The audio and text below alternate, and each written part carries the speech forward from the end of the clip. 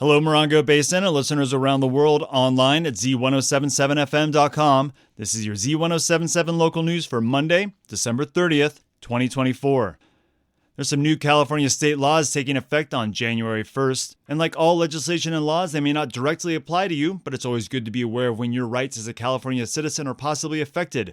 Over the next few weeks, we'll be taking a look at some of those state laws going into effect.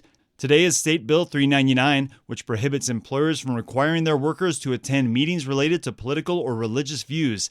This includes union meetings, both for and against. Under the new bill, workers cannot be disciplined for refusing to attend these types of meetings. The new state law defines political matters as matters relating to elections for political office, political parties, legislation, regulation, and the decision to join or support any political party or political or labor organization. The bill got its start in 2022 when it was signed only for the city of San Francisco, according to calmatters.org.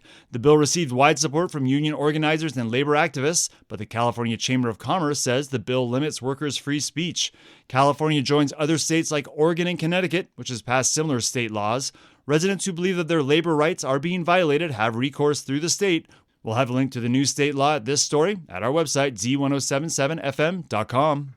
The holiday season often brings heavier traffic into Joshua Tree National Park, and the temperate weather means more outdoor activities for those looking to extend fall a little longer. That also means limited parking, full campgrounds, and lines at all of the park entrances. The park says they anticipate this heavier traffic this week and through the weekend, and they've shared a few tips to make getting into the park a little quicker and easier. You can buy a digital pass ahead of time by logging into www.recreation.gov. This pass will make entry into the park faster than paying cash. You can try getting into the park before 10 a.m. or after 2 p.m. The traffic can spike exiting the park around sunset.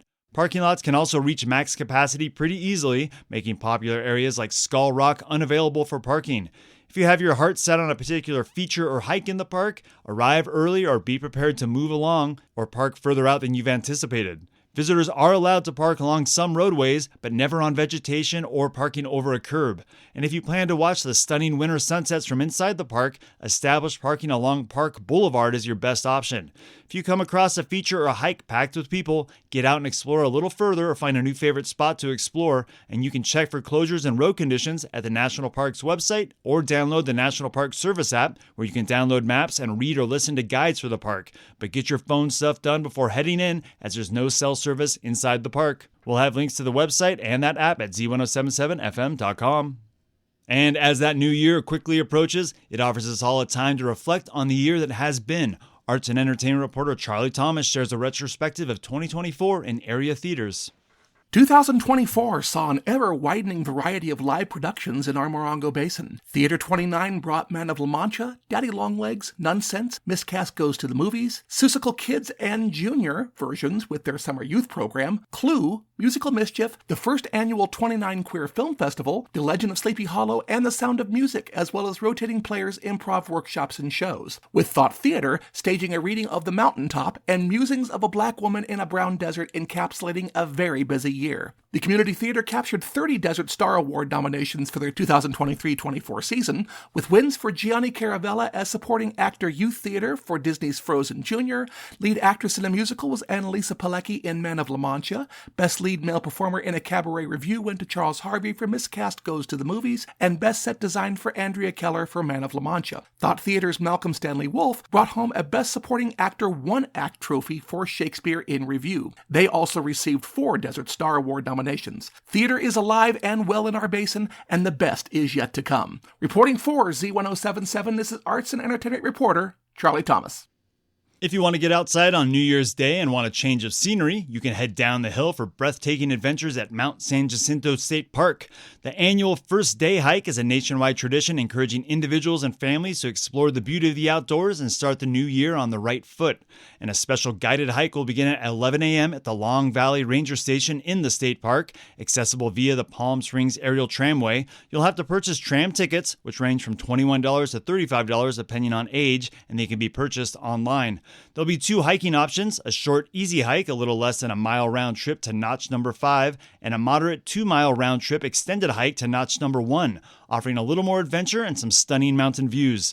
Both hikes return to Mountain Station, where you can ride the tram back down. Despite the warmer weather at lower elevations, come prepared with layers for cold weather, including closed-toe shoes with good traction and gear for snowy or icy operations. Also bring water, snacks, sun protection, and be ready for those sudden weather changes at 8,500 feet. The family-friendly event is open to participants age 6 and up, but pets are not allowed, and severe mountain weather will cancel the hike. You can see a link at this story on Z107.7 FM to sign up.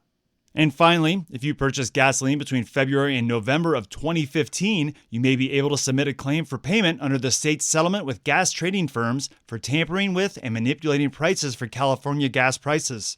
California Attorney General Rob Bonta says that market manipulation and price gouging are illegal and unacceptable, particularly during times of crisis when people are most vulnerable. California residents who purchased gas in Southern California between February and November of 2015 can now submit a claim for payment under the state settlement. The settlement has been reached in a lawsuit between the Attorney General and 3 multinational gas suppliers. The lawsuit alleges that defendants manipulated gasoline price indexes, causing inflated retail gas price in violation of California's antitrust laws. And under that settlement, defendants have agreed to pay a total amount of $50 million into 2 settlement funds to resolve the allegations.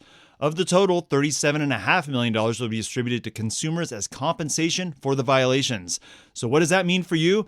A possible payment, but you'll need to sign up to see if you're eligible. The deadline to submit claims is January 8th, 2025, and eligible Californians may submit a claim online at www.calgaslitigation.com.